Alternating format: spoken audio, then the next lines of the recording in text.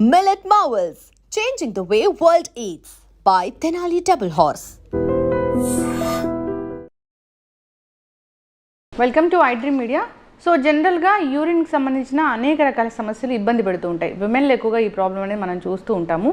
అయితే వీటిలో ఎక్కువగా ఏంటంటే తరచుగా మూత్రానికి వెళ్ళడం, ఎక్కువగా యూరినేషన్కి వెళ్ళడానికి అవసరం రావడం అనేది ఇబ్బంది పెట్టే సమస్య. అయితే ఇది డే టైంలో ఉంటుంది, కొందరికి నైట్లో కూడా ఎక్కువసార్లు మూత్రానికి వెళ్ళాల్సిన అవసరం అనేది ఉంటుంది. ఈ ప్రాబ్లం అనేది ఎందుకు, ఎన్నిసార్లు మూత్రానికి వెళ్తే మనం ఆరోగ్యంగా ఉన్నట్లు, సో దీని గురించిన పూర్తి వివరాలు తెలుసుకుందాం. మనతో పాటు ఉన్నారు ప్రముఖ యూరాలజిస్ట్ డాక్టర్ విశ్వాస్ గారు. డాక్టర్ గారు నమస్తే అండి.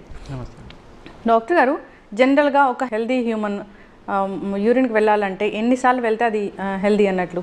మనం రోజుకి 2.5 to 3 లీటర్స్ వాటర్ తీసుకుంటే 5 to 6 టైమ్స్ రోజంతా వెళ్ళేది నార్మల్ అని. కొంతమంది 2.5 to 3 లీటర్స్ తీసుకున్నా చాలా సార్లు వెళ్తే దాన్ని అధికంగా వెళ్తున్నారని చెప్తాం. 5 to 6 కన్నా ఎక్కువ ఉంటే ఇది జనరల్గా. అల్టిమేట్లీ మనం ఎంత వాటర్ తీసుకుంటామో దాన్ని బట్టి మన యూరిన్ అవుట్పుట్ డిసైడ్. కొంతమంది 4 నుంచి 5 లీటర్లు తీసుకుంటాం, ఆబ్వియస్గా వాళ్ళు ఒక 8 నుంచి 9 సార్లు వెళ్తూ ఉంటారు. అది మెయిన్లీ వాళ్ళు వాటర్ ఎక్కువ తీసుకుంటున్నారు కాబట్టి ఎక్కువ సార్లు వెళ్తున్నారు. ప్రాబ్లంగా అయితే మనం చూడం. వాటర్ తక్కువ తీసుకున్నా ఎక్కువ సార్లు వెళ్తున్నారంటే అది ప్రాబ్లం అని చూస్తాం. ఓకే, అసలు జనరల్గా ఒక మనిషికి ఎంత నీళ్ళు అనేది అవసరం అవుతుంది? Yeah, so depends on the occupation. Labour ఉన్నారు, లేకపోతే ఎండలో బాగా తిరుగుతున్నారు, హార్డ్ వర్క్ చేస్తారు అంటే వాళ్ళకి 3 to 3.5 లీటర్స్ మినిమం తాగాల్సి వస్తుంది. ఎందుకంటే వాళ్ళు ఎక్కువగా డీహైడ్రేట్ అవుతుంటారు.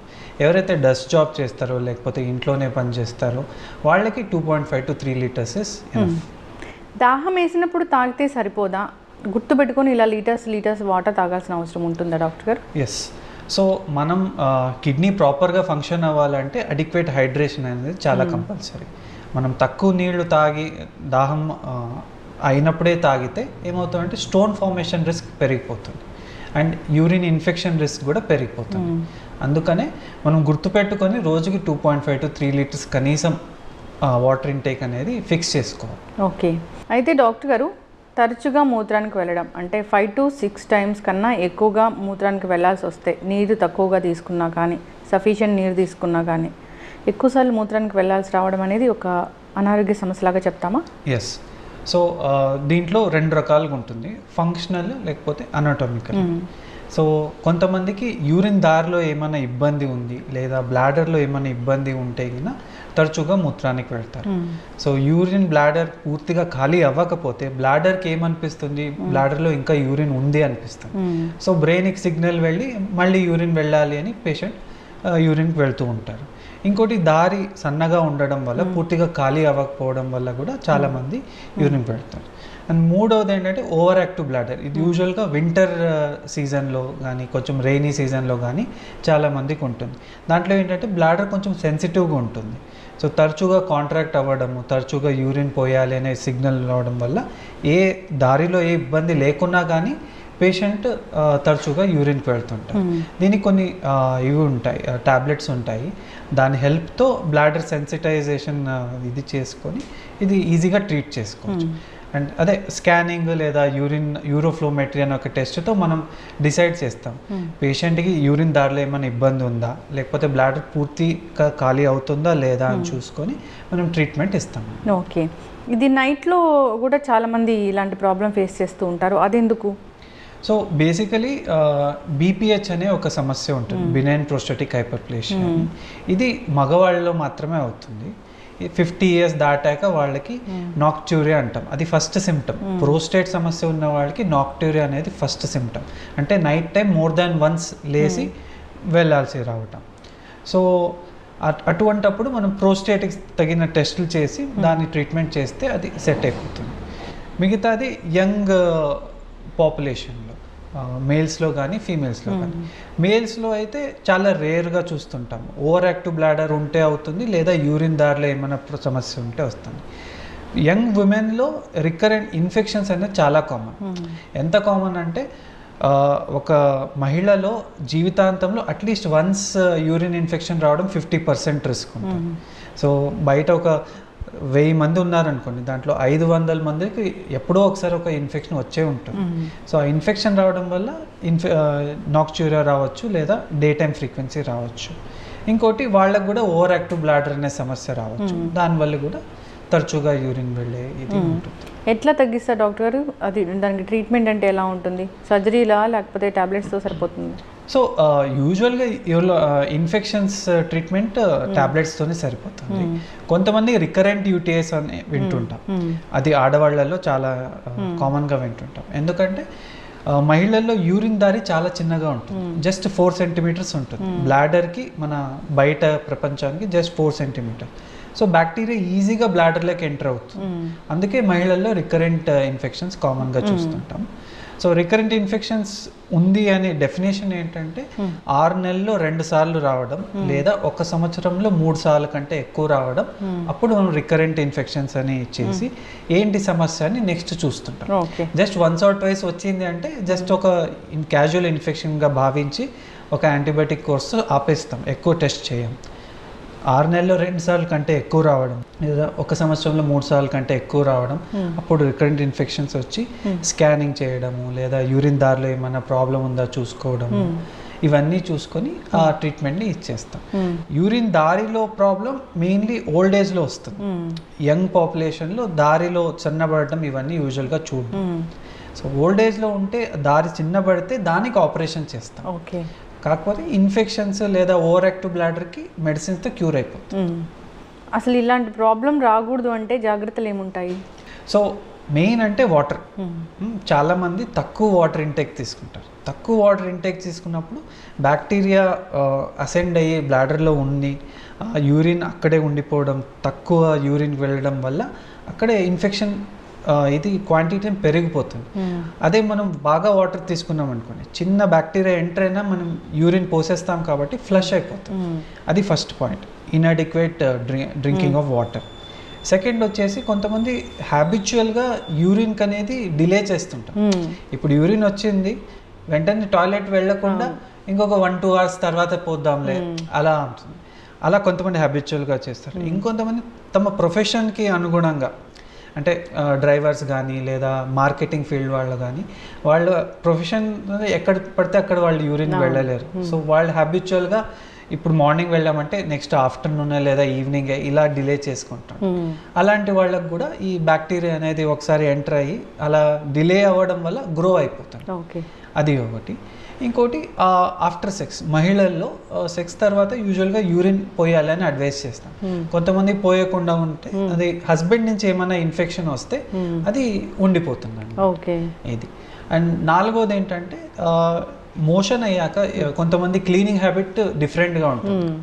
మోషన్ హోల్ అనేది, ఏనస్ అనేది వెనక పక్క ఉంటుంది, అక్కడ బ్యాక్టీరియా ఎప్పుడూ ఉంటుంది. సో అక్కడి నుంచి మనం ముందుకి వాష్ చేసుకుంటే అక్కడ ఉండే బ్యాక్టీరియా మనం యూరిన్ దారికి తెస్తున్నాం. సో ఆ హ్యాబిట్ని మనం మానుకోవాలి. చక్కగా చెప్పారు డాక్టర్ గారు. ఈ టిప్స్ అందరూ ఫాలో అవ్వాలని కోరుకుందాం. అయితే చాలామందికి యూరిన్ వెళ్ళేటప్పుడు ఇప్పుడు మెన్ కానీ ఉమెన్ కానీ నొప్పిగా అనిపిస్తుంది అంటారు. అది ఎందుకు? అది దీనివల్లేనా, ఇన్ఫెక్షన్ వల్లేనా, లేకపోతే ఇంకా ఏదైనా సపరేట్ కారణం ఉంటుందా? ఎస్. సో కొంతమందికి మెన్లో క్రానిక్ ప్రోస్టటైటిస్ అనే సమస్యను చూస్తుంటాం. ముఖ్యంగా యంగ్ పాపులేషన్లో ఈ నడుమ క్లినికల్ ప్రాక్టీస్లో చాలామంది వస్తారు. సో ఈ క్రానిక్ ప్రోస్టటైటిస్ అంటే మోర్ దెన్ 3 months ఇన్ఫెక్షన్ అక్కడ ఉండిపోవడం. సో దీన్ని ట్రీట్ చేయడం కష్టం, ఎందుకంటే అక్యూట్ ఇన్ఫెక్షన్స్కి ట్యాబ్లెట్ ఇచ్చేస్తే క్లియర్ అయిపోతుంది. క్రానిక్ అంటే అక్కడ బ్యాక్టీరియా ఉండిపోతుంది. సో ప్రోస్టేట్లో రక్త సరఫరా కూడా చాలా తక్కువ ఉంటుంది. సో మనం ఇచ్చిన యాంటీబయాటిక్ కూడా చాలా తక్కువగా వెళ్తుంది కాబట్టి ఈజీగా ట్రీట్ చేయడం కష్టం. సో దానివల్ల మంట లేకున్నా కానీ కాన్స్టెంట్గా పెయిన్ ఉండడం చూస్తుంటాం. కానీ మహిళల్లో ఇది చాలా తక్కువగా చూస్తుంటాము. వాళ్ళలో కూడా ఒక రేర్ ఎంటిటీ ఉంటుంది, బ్లాడర్ పెయిన్ ఇంటర్స్టిషియల్ సిస్టైటిస్ అని వింటుంటాం. అది కొంచెం 30s 40s దాటాక వస్తుంది. ఇది కూడా మంట లేకుండా, ఇన్ఫెక్షన్ లేకుండా పెయిన్ ఉండే అవకాశాలు ఉంటాయి. ఓకే డాక్టర్ గారు, యూరినరీ బ్లాడర్ అనేది హెల్తీగా ఉందా లేదా తెలుసుకోవాలంటే టెస్ట్లకు వెళ్ళాల్సిందేనా? సో యూరినరీ బ్లాడర్ హెల్తీగా ఉంది అంటే జస్ట్ ఒక యూరిన్ టెస్ట్ చేస్తాం. యూరిన్ టెస్ట్లో అన్నీ చాలా పారామీటర్స్ ఉంటాయి. గ్లూకోజ్ ఉంటుంది, బైల్ ఉంటుంది, బ్యాక్టీరియా ఉంటుంది. సో మీకు షుగర్ ఉందా లేదా మనం యూరిన్ టెస్ట్లో తేల్చుకోవచ్చు. లివర్ బాగా పనిచేస్తుందా లేదా యూరిన్ టెస్ట్లో చేసుకోవచ్చు, ఇన్ఫెక్షన్ ఉందా లేదా యూరిన్ టెస్ట్లో చేసుకోవచ్చు. సో ఒక చిన్న యూరిన్ ఎగ్జామినేషన్తో చాలా విషయాలు, బాడీ కరెక్ట్గా ఉందా లేదా తెలుసుకోవచ్చు, మరి బ్లాడర్ హెల్తీగా ఉందా లేదా తెలుసుకోవచ్చు. మరి ఒక చిన్న అల్ట్రాసౌండ్ స్కానింగ్లో కూడా మనకి బ్లాడర్ హెల్త్ అనేది చక్కగా తెలిసిపోతుంది. ఓకే. ఇప్పుడు హోమ్ రెమెడీస్ కూడా పాటిస్తుంటారు చాలామంది యూరిన్ ఇన్ఫెక్షన్ వచ్చినప్పుడు, పనిచేస్తాయా డాక్టర్ గారు? సో హోమ్ రెమెడీస్లో క్రాన్బెర్రీ జ్యూస్ అనేది కొన్ని స్టడీస్లో పనిచేస్తుందని మనం చూస్తాము. సో మనం మెయిన్గా వాటర్ ఇంటేక్ సరిగ్గా చేసుకుంటే మనకి వేరే ఏ రెమెడీ అవసరం లేదు. అవును, that is the main important. ఎక్కువగా తీసుకోకూడదు, అట్లానే తక్కువగా తీసుకోకూడదు. కరెక్ట్. ఇప్పుడు బయట వెళ్ళినప్పుడు చాలామంది టాయిలెట్స్ బాగాలేవని యూరిన్కి వెళ్ళకుండా ఉంటారు, ఇన్ఫెక్షన్స్ వస్తాయని. నిజంగానే బయట టాయిలెట్స్ వల్ల కూడా యూరిన్ ఇన్ఫెక్షన్స్ వస్తాయా? వచ్చే అవకాశాలు అయితే ఉంటాయి. సో మొన్న ఒక పేషెంట్ అన్నారు, సార్ మా ఆఫీస్లో టాయిలెట్స్ అయితే క్లీన్ ఉండవు, అందుకని నేను చాలా తక్కువ సార్లు వెళ్తాను. సో దానివల్ల 2 డ్రాబ్యాక్స్. ఒకటి, హ్యాబిచువల్గా తను యూరిన్ పోయకుండా హోల్డ్ చేసుకుంటాను, సో ఇన్ఫెక్షన్ వచ్చి ఇది అవుతుంది. ఇంకొకటి, టాయిలెట్స్ బాగా లేకపోతే they have to do some other thing. So you have to find toilets అనేవి సరిగా లేకపోతే ఇన్ఫెక్షన్ అనేది ఖచ్చితంగా వస్తుంది. హైజీన్ కరెక్ట్గా లేకపోతే బ్యాక్టీరియా డెఫినెట్గా మన థైస్ కానీ యూరిన్ దారి దగ్గర వచ్చే అవకాశం ఉంటుంది. సో ఐదర్ హైజీన్ ఉండే టాయిలెట్ చూస్ చేసుకోవాలి, లేదా ఫ్రీక్వెంట్గా వాటర్ తీసుకొని యూరిన్ చేస్తూ ఉండాలి. అయితే ఇప్పుడు తరచుగా యూరిన్ ఇన్ఫెక్షన్స్ వస్తున్నాయంటే అది కిడ్నీ మీద కూడా ప్రభావం చూపిస్తుందా? కరెక్ట్. సో దీన్ని అసెండింగ్ ఇన్ఫెక్షన్స్ అంటాం, అంటే కింద నుంచి పైకి వెళ్తుంది. ఫస్ట్ యూరిన్ దారిలో నుంచి బ్లాడర్లోకి వెళ్ళి బ్లాడర్ అంతా కొలనైజ్ అయ్యాక నెక్స్ట్ కిడ్నీ వైపే అవి పైకి వెళ్తాయి. సో అప్పుడు మనకి సిస్టమిక్ ఇది సిమ్టమ్స్ వస్తాయి, అంటే ఫీవర్ రావడము లేదా పెయిన్ రావడము అవన్నీ ఉంటాయి. అప్పుడు ఇది ఏదైతే ఓపీడీ బేసిస్లో మనం ట్రీట్ చేస్తామో యూరిన్ ఇన్ఫెక్షన్స్, కిడ్నీ వచ్చినప్పుడు హాస్పిటలైజేషన్ అవ్వాల్సి వస్తుంది, ఎందుకంటే అది కొంచెం సీరియస్ ఇన్ఫెక్షన్స్. అంటే అది కిడ్నీని ఎంత డ్యామేజ్ చేసింది అనేది తెలుసుకోవచ్చా డాక్టర్ గారు? సో ఒక్కసారి ఇన్ఫెక్షన్ వస్తే కిడ్నీగా మేజర్గా డ్యామేజ్ అయితే అవ్వదు, కానీ రికరెంట్గా మళ్ళీ ఇన్ఫెక్షన్ వస్తుంటే కిడ్నీ ఖచ్చితంగా డ్యామేజ్ అవుతుంది. దాంట్లో మనం ఒక స్కాన్ చేస్తాం, DMSA స్కాన్ అని. దాంట్లో కిడ్నీ ఎంతవరకు డ్యామేజ్ అయ్యింది, ఎంతవరకు హెల్తీ ఉంది అని మనం చూసుకోవచ్చు. ఓకే. అది రికరెంట్ ఇన్ఫెక్షన్స్ అయ్యే వాళ్ళకి మాత్రమే మనం అడ్వైస్ చేస్తాం. పిల్లల్లో యూరిన్ ఇన్ఫెక్షన్స్ వస్తే కూడా ఈ కిడ్నీ స్కాన్ వరకు వెళ్ళాల్సిందే? Yes, correct. సో పిల్లల్లో కూడా ఇది కామన్గా DMSA స్కాన్ అని చేయిస్తాం. దాంట్లో మనకి కిడ్నీ ఎంత డ్యామేజ్ అయిందో తెలుస్తుంది, అండ్ కిడ్నీ ఫంక్షన్ ఎంత ఉందని కూడా తెలుస్తుంది. చిన్న పిల్లల్లో వెసైకోరెట్రిక్ రిఫ్లెక్సిస్ అనే ఒక కండిషన్ చూస్తాం, అంటే బ్లాడర్ నుంచి యూరిన్ రిఫ్లెక్స్ అవుతుంది. నార్మల్గా కిడ్నీకి యూరిన్ వెళ్ళకూడదు, వన్ వే రావాలి, వన్ వే ట్రాఫిక్ అంతే. కాకపోతే కొంతమందికి టైట్గా లేకపోవడం వల్ల బ్లాడర్ నుంచి యూరిన్ రిఫ్లెక్స్ అవుతుంది. సో బ్లాడర్లో ఇన్ఫెక్షన్ అయ్యి ఆ ఇన్ఫెక్షన్ తరచుగా కిడ్నీకి వెళ్తుంది, దానివల్ల కిడ్నీ డ్యామేజ్ చాలా కామన్గా చూస్తాం. Okay, yes. సో అయితే ఇప్పుడు చెప్పిన ఆ టెస్ట్లు ఏవైనా చేయించుకుంటే ఏదైనా రేడియేషన్ ఎఫెక్ట్ అలా ఉంటుందా డాక్టర్ గారు? నార్మల్గా CT స్కాన్లో మనకి రేడియేషన్ ఎఫెక్ట్ చాలా ఎక్కువ ఉంటుంది. కాకపోతే ఈ న్యూక్లియర్ మెడిసిన్ స్కాన్స్, DTPA అని వింటుంటాం, DMSA అని ఉంటుంటాం. సో చాలా తక్కువ రేడియేషన్ ఉంటుంది. సో ఎక్స్రే కంటే ఎక్కువ ఉంటుంది, CT స్కాన్ కంటే తక్కువ ఉంటుంది. సో మోడరేట్గా ఉంటుంది. ఎప్పుడో ఒకసారి ఆ స్కాన్ చేసుకోవడం వల్ల ఎక్కువ ప్రాబ్లం అయితే ఉంటుంది. చిన్నపిల్లల్లో మనం చేస్తున్నామంటే సేఫర్ అనే అర్థం. సో పెద్దవాళ్ళు ఈజీగా చేసుకోవచ్చు. ఎస్ డాక్టర్ గారు, యూరిన్ ఇన్ఫెక్షన్స్ కామన్గా వస్తాయి వాటర్ తీసుకోకపోతే, అలా డిస్కస్ చేస్తాం, అంతా బాగానే ఉంది. చాలామంది కొన్ని రకాల ఫుడ్స్ తిన్నప్పుడు, పచ్చడి అలాంటివి తిన్నప్పుడు, పిగిల్స్ తిన్నప్పుడు చెప్తారు ఏంటంటే వేడి చేసింది అని. వేడి చేయడం వల్ల యూరిన్ వెళ్ళే దారిలో అంతా మంట వస్తుంది అని. అది అంటే ఏమంటారు డాక్టర్ గారు మెడికల్ టర్మినాలజీలో దాన్ని? సో కొంతమందికి ఫస్ట్ ఆఫ్ ఆల్ కొన్ని ఫుడ్స్తో సెన్సిటివ్గా ఉంటారు. బ్లాడర్ కూడా ఒక ఆర్గన్ కాబట్టి కొన్ని ఫుడ్స్తో సెన్సిటివ్గా ఉంటుంది. కామన్ ఫుడ్స్ ఏంటంటే టీ, కాఫీ, స్పైసీ ఫుడ్స్.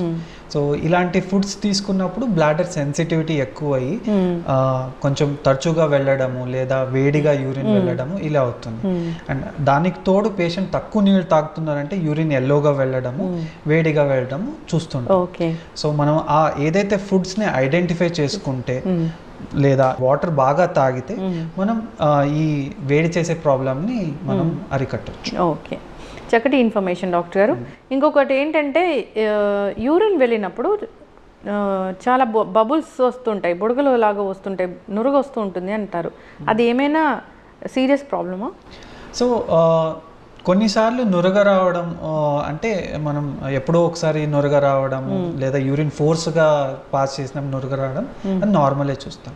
కాకపోతే కొన్నిసార్లు ప్రోటీన్ లాస్ అయినప్పుడు కూడా మనకి నురగ రావడం ప్రాబ్లం ఉంటుంది. సో అలాంటప్పుడు మనం యూరిన్ టెస్ట్ చేయించుకుంటే అది నార్మల్ నురగ లేకపోతే ఏమైనా స్టార్టింగ్ స్టేజ్లో మనం ఉందా అని మనం చూసుకోవచ్చు. ప్రోటీన్ లాస్ ఎవరిలో అవుతుంది అసలు? So protein loss kidney problem వల్ల అవుతుంది. కిడ్నీ నార్మల్గా ప్రోటీన్ ఫిల్టర్ చేస్తుంది. సో కిడ్నీలో ఏమైనా ప్రాబ్లం ఉంటే ఆ ఫిల్టర్ బదులు ప్రోటీన్ లాస్ అయిపోతుంది. సో అది మనం యూరిన్ టెస్ట్లో అర్లియస్ట్ స్టేజ్లో మనం చూసుకోవచ్చు. అంటే ఇప్పుడు ఆ నురగ వచ్చింది అనేది నార్మల్ దానికి అబ్నార్మల్ దానికి తేడా ఉంటుందా డాక్టర్ గారు? ఇంతసేపు వరకు ఉంటుంది నురగ, అట్లా ఏమైనా చెప్తారా? అంటే రోజు పేషెంట్కి నురగ వస్తుందంటే అది ఖచ్చితంగా అబ్నార్మల్. ఓకే, సో అలాంటప్పుడు మనం యూరిన్ టెస్ట్ చేసుకొని ప్రోటీన్ లాస్ ఏమైనా ఉందా చూసుకొని మనం చేసుకోవాలి. యూరిన్ టెస్ట్కి ఇచ్చేటప్పుడు కూడా అంటే ల్యాబ్కి వెళ్ళి ఇస్తే సరైన టెస్ట్ వస్తుందా, లేకపోతే మనం ఇంటి దగ్గర ఉండి ఇచ్చిన సరైన టెస్టే వస్తుందా? Yes, good question. So basically urine test ఇవ్వడంలో కూడా కొన్ని ప్రికాషన్స్ తీసుకోవాలి. ఇది చాలా ల్యాబ్స్లో చెప్పరు, అన్నీ ఉంటాయి. ఏంటంటే mid stream clean catch urine అని చెప్తాం మెడికల్ భాషలో. మిడ్ స్ట్రీమ్ అంటే యూరిన్ పోసిన అర్ధ భాగంలో వచ్చే యూరిన్ శాంపుల్నే ఇవ్వాలి. స్టార్టింగ్ శాంపుల్లో ఇస్తే కన్నా చాలా అబ్నార్మాలిటీస్ వస్తాయి, మనం కరెక్ట్గా ఇంటర్ప్రిట్ చేయలేము. అందుకని ఎప్పుడు యూరిన్ ల్యాబ్లో యూరిన్ టెస్ట్ ఇచ్చేటప్పుడు స్టార్టింగ్ యూరిన్ శాంపుల్ని డిస్కార్డ్ చేసి మధ్యలో వచ్చే యూరిన్నే తీసుకోవాలి. అండ్ యూరిన్ ఇచ్చేటప్పుడు కూడా అక్కడ ఏరియాని క్లీన్ చేసుకొని ఇవ్వాల్సి వస్తుంది. సో అలాంటప్పుడు మనకి కరెక్ట్ రిపోర్ట్స్ వస్తాయి. ఇంకోటి ఈ యూరిన్ ఎగ్జామినేషన్ అనేది within half an hour ల్యాబ్లో మనం the doctor who is examining చూస్తారు. సో ఇంటి దగ్గర ఇచ్చిన శాంపుల్ ల్యాబ్కి కొంచెం లేట్గా వెళ్ళింది లేదా టెంపరేచర్ ఎక్కువ ఉంది, ఇప్పుడైతే ఓకే. సో ఎండాకాలంలో టెంపరేచర్ ఎక్కువ ఉంటుంది కాబట్టి ల్యాబ్కి వెళ్ళే టైం ఎక్కువ అయిపోతే చాలా పారామీటర్స్ ఇది వేరీ అవుతాయి. సో ఎప్పుడు ఇచ్చినా ల్యాబ్లో ఇవ్వడం బెస్ట్. లేదా ఇంట్లో ఉంది అంటే త్వరగా ల్యాబ్కి చేరుతుంది అంటే మనం ఇంట్లో ఇవ్వచ్చు. ఓకే, ఎస్, చక్కటి ఇన్ఫర్మేషన్ డాక్టర్ గారు. యూరిన్ ఇన్ఫెక్షన్ తరచుగా మూత్రానికి వెళ్ళడానికి అవసరం రావడం అనేది అదొక ప్రాబ్లమే. సో 5 to 6 times కన్నా ఎక్కువగా ఫ్రీక్వెంట్ యూరినేషన్ ఉంటే కనుక ఖచ్చితంగా డాక్టర్ని సంప్రదించాల్సింది. చాలామంది యూరిన్ హోల్డ్ చేయడము, ఇన్ఫెక్షన్ వచ్చినా కానీ ఆ ట్యాబ్లెట్స్ అవి ఇవి వాడుతూ ఉంటారు. యాంటీబయాటిక్స్ వాడి డాక్టర్ దగ్గరికి వెళ్ళే వాళ్ళని కూడా చాలామందిని చూసాము. అప్పుడు ఖచ్చితమైన రిజల్ట్ అనేది రాదంట కదా డాక్టర్ గారు, డాక్టర్ చెప్పకుండా వాడితే? సో ఏమవుతుందంటే ఇన్ఫాక్ట్ మొన్న ఒక పేషెంట్ వచ్చారు. ఏంటంటే లైక్ ఎప్పుడో ఒక 5 years బ్యాక్ యూరిన్ ఇన్ఫెక్షన్ వచ్చింది. అప్పుడు డాక్టర్ గారు ఒక టాబ్లెట్ ఇచ్చారు. సో దాని తర్వాత ప్రతి 6 నెలలకు ఒకసారి ఇన్ఫెక్షన్ వస్తుంది, అదే టాబ్లెట్ వేసుకుంటారు, అలానే కంటిన్యూ చేస్తున్నారు. సో ఫైనల్గా వచ్చారు. అలాంటి దానివల్ల ఏమవుతుందంటే యాంటీబయాటిక్ రెసిస్టెన్స్ వస్తుంది. సో అదే టాబ్లెట్ మనం ఫ్యూచర్లో తీసుకుంటే అది పనిచేయదు. సో ఎంత తక్కువ యాంటీబయాటిక్స్ వాడితే అంత మంచిది. సో అది టేక్ హోమ్ మెసేజ్ తీసుకోవాలి. సో డాక్టర్ సంప్రదించిన తర్వాతే యాంటీబయాటిక్ తీసుకోవడం బెటర్. డైరెక్ట్గా మెడికల్ షాప్కి వెళ్ళి తీసుకోవడం అంత కరెక్ట్ కాదు. ఎస్, యూరిన్ కలర్ చేంజ్ అయినా కానీ, యూరిన్లో నురగ లాంటిది వస్తున్నా, ఫ్రీక్వెంట్ యూరినేషన్ ఉన్నా కానీ ఒకసారి డాక్టర్ని సంప్రదించాలని కోరుకుందాం డాక్టర్ గారు. అందరూ హెల్దీ లైఫ్ స్టైల్ మెయింటైన్ చేయాలి. వాటర్ అనేది ఎక్కువగా తీసుకోకూడదు, అలానే తక్కువగా తీసుకోకూడదు. సో మెయింటైన్ చేస్తూ హెల్దీగా ఉండాలని కోరుకుందాం. చాలా చక్కటి ఇన్ఫర్మేషన్ అండి, ధన్యవాదాలు. Thank you. And for more videos, Please subscribe to iDream. Please subscribe to iDream. Please subscribe iDream. And please subscribe to iDream. For more videos, subscribe to iDream. please like, share and subscribe to the channel. Congratulations, iDream. Subscribe to iDream. Subscribe to iDream. So subscribe to iDream Media. iDream team andarki huge congratulations. Please subscribe iDream Media. Please subscribe to iDream. Subscribe iDream. Please subscribe to iDream. iDream అంటే నా కళల ఛానల్ను subscribe చేసుకున్న నోరు తిరుగుతలేదు, మీరైతే గంట గుర్తు కొట్టండి. For more such videos, please subscribe to iDream. Subscribe to iDream. Please subscribe to iDream. Please subscribe iDream Media. Please do subscribe to iDream. Please subscribe to iDream Media. For best entertainment and information, please subscribe iDream. And don't forget to subscribe to iDream.